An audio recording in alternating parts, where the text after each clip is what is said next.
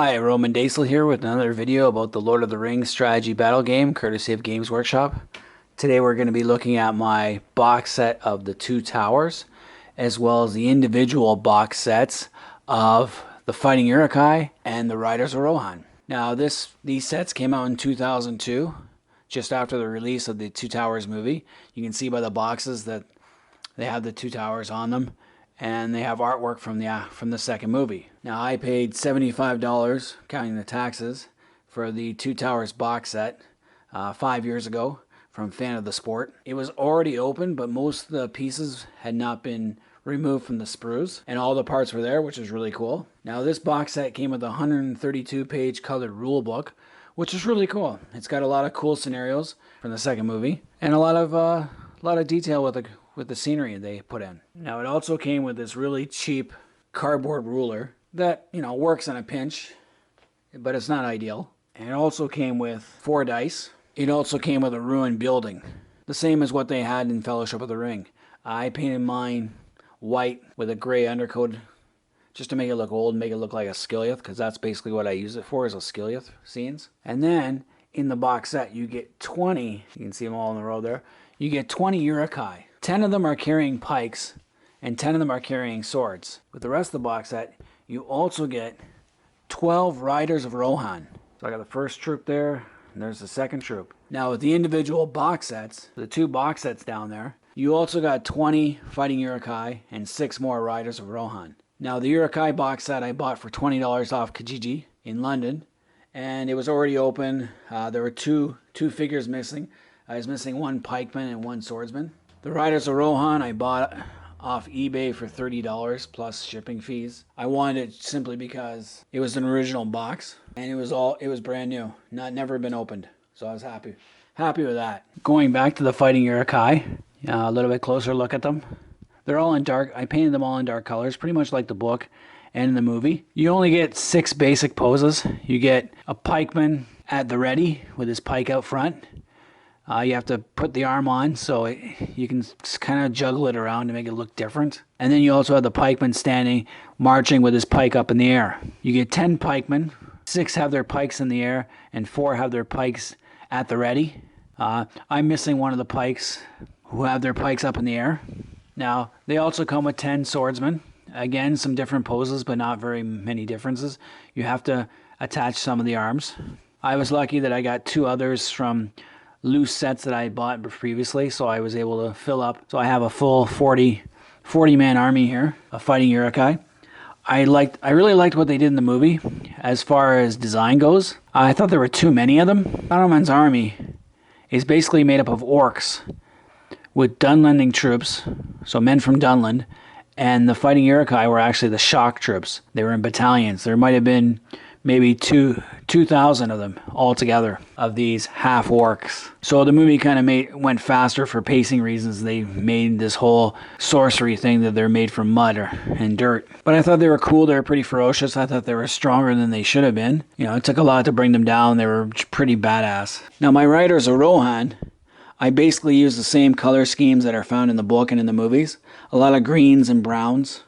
The horses were mostly grays, though I have quite a few browns as well. No blacks, because at the time of the book, black horses were very rare, as Mordor had been sending orcs to steal them. Basically, you get, for every set, or every 6, you got 2 spearmen, 2 archers, an axeman, and a swordsman. All of them have little bows on their back anyway. So technically, all these guys can also shoot arrows. I also did something different to make them a little more unique in the fact that if you look at the shields, these guys have a white shield. That means they are a troop from the Eastfold of Rohan. Those who have the gold shield are from the capital region of Edoras. And these guys with yellow shields represent troops from the Westfold. So Rohan was divided into 3 units. It was the Eastfold and the Westfold with a capital region. Helm's Deep was in the Westfold.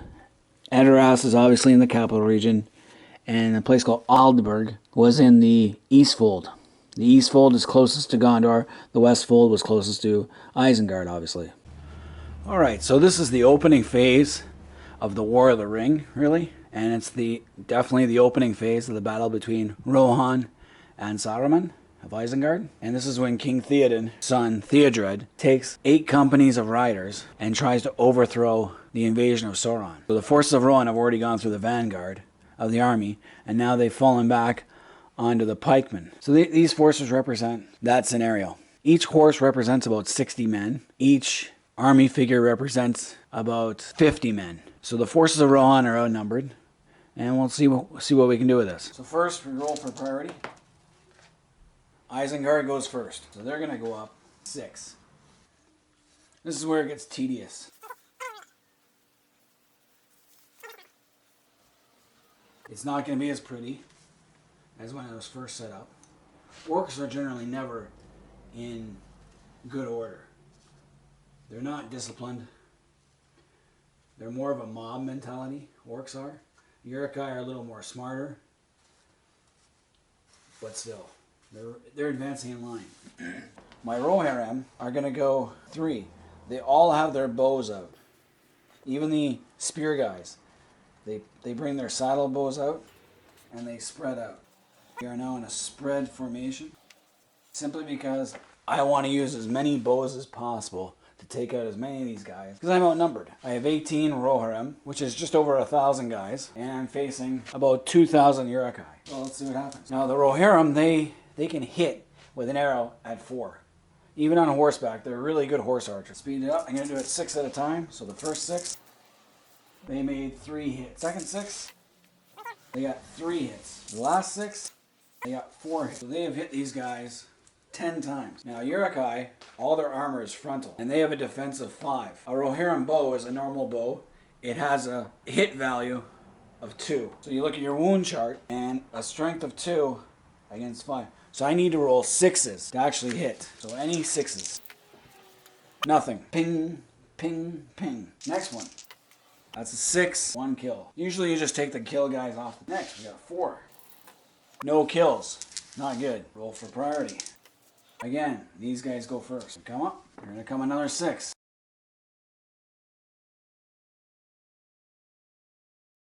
Now at this point the Rohirrim could almost charge and do some serious damage. But I don't want to do that yet. I want to stay out of the range. And I'm already shifting my cavalry forces away. Shifting further back. At the same time I'm going to pepper them again with shots. And I'm already trying to get around the flank. Not good. Just 2. 2 more hits with an arrow. Oh, that's brutal. 1 and 3. Alright, these 2 together. 1 kill. 3. 1 kill. So the archers were better this time. But now they're running out of space. The smart thing to do would be to move further back. They're coming up. And these guys are coming up by 6. These guys are angling. Now the objective of the game is for either force to get as many guys as possible on the other side. So in this case, the Rohirrim are going to drop their bows, and they are going to charge.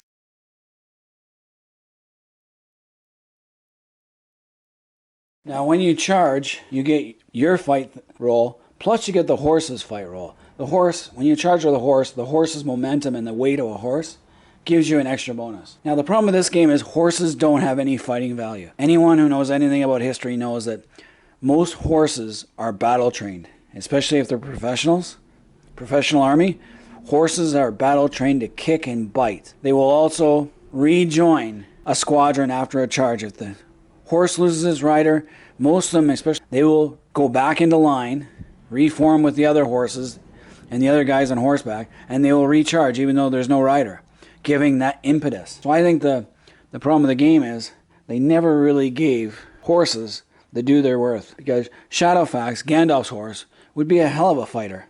Be kicking, biting, using its body, and the body of a horse can be used to advantage. Of course, you hit the horse and kill it, but so anyway, all the Rohirrim get 2 on their charge roll, and it's only when you charge. If they're stationary, they don't get that bonus roll. Well, they probably should with a kick of a horse. Now, the thing with spears and pikes, you have a spearman behind you. So the Uruk with pikes in the front, they also have a pikeman in the back. That pikeman can use his pike over his buddy to also stab you. And the same with a spear or a very long axe. Hatchets don't work like that. Now the Rohirrim also have throwing weapons like the spear and the axe, but I'm not going to go into that. So 2 to 1. In this case, the Uruk won the fight. I win that fight. The Uruk really has nowhere to go. He's going to fall down. Next one. He's going to fall down. There's nowhere for him to go. Because when you lose a fight, you're supposed to back up a couple of centimeters, up to 1 inch. But if you can't do that, you're trapped. Then you fall down. Next guy. Loses the fight, knocked down. Now these are ties. Now technically a guy on a horse should win that fight. Technically. In a tie, it goes by your strength. And the Uruk have greater strength than the Rohan. This guy goes back. He lost the fight. Now these two. This guy's got a pikeman. So now we're looking at they win that fight. Next one. Same idea. This guy's knocked down. They win that fight. This guy's knocked down. So I'm going to stop there and I'm going to roll. Unlike a bow, swords and spears do more damage. Now the Rohan, they have a fighting strength of 3 and a defense of 5. While Isengard troops, they have a strength of 4 and a defense of 5. So a 3 and a 5 is a 5. A 4 and a 5 is a 5. So basically I have to roll 5s to kill for both sides. This is the game at its basic. So this guy won, kills. This guy is now dead. I'm going to roll for all 3 all at once, make it easier. 2 of these guys are dead. Here we got 3 guys. Ooh, all 3 of these guys are dead. Not good. Oh, I forgot with a charge, the Rohirrim also gets, in the charge, gets double strikes on downed opponents. So these guys, so I hurry it up, these 2 guys are dead. So already the Rohirrim have taken serious casualties. You gotta remember they're outnumbered, it's 40 against 18. So they're outnumbered they're outnumbered 2 to 1. So their losses, heavy losses, are not something they can sustain. Okay, let's go back to the next one. This guy goes back. Next. This guy falls down. Now this one's going to be special because there's four bad guys. 2 good guys, 4 bad guys. So this guy goes back. 2 and 2. This guy falls down. 2 and 2 again. This guy goes back. Now that's the last of the pikemen. This guy's got 2, but he's hitting 2. He goes back. 2 on 1. This guy falls down. This guy goes back. Now with this one, it was on the flank. He got hit. He should have been an extra bonus for that. There are 1, 2, 3, 4, 5. They got 5. So roll. Nope. Yes, this guy's dead. Dead. So they lost 2 more riders. I have got 1, 2, 3 pikemen on the ground here. 2 rolls for these guys. This guy is dead. This guy is dead. This guy is dead. This guy is not. So that is how a round works. I have lost 1/3 of my riders. I've lost 6 in that first round of combat. They lost 7. So the odds weren't good. My charge sucked. And I only took out 3 other guys before that. So they've lost 10. I've lost 6. Not 2 to 1 odds. That's not good. The smart thing to do would be to, no, I didn't even get priority. I'd be surrounded. The Rohan are screwed because now they've lost their charge bonus and the Uruk would swarm. This guy would get up. This guy would be here. And they would just run at them full tilt. They would get in the gaps and they would surround. They would absolutely surround them and engage them. See what I mean? Then the advantage now goes to the Isengard troops. That is the strategy battle game in a nutshell. Anyway, let me know what you think in the comment section. I'm going to be putting a lot more of my collection out there soon. Until next time, Roman Daisel. See you next time.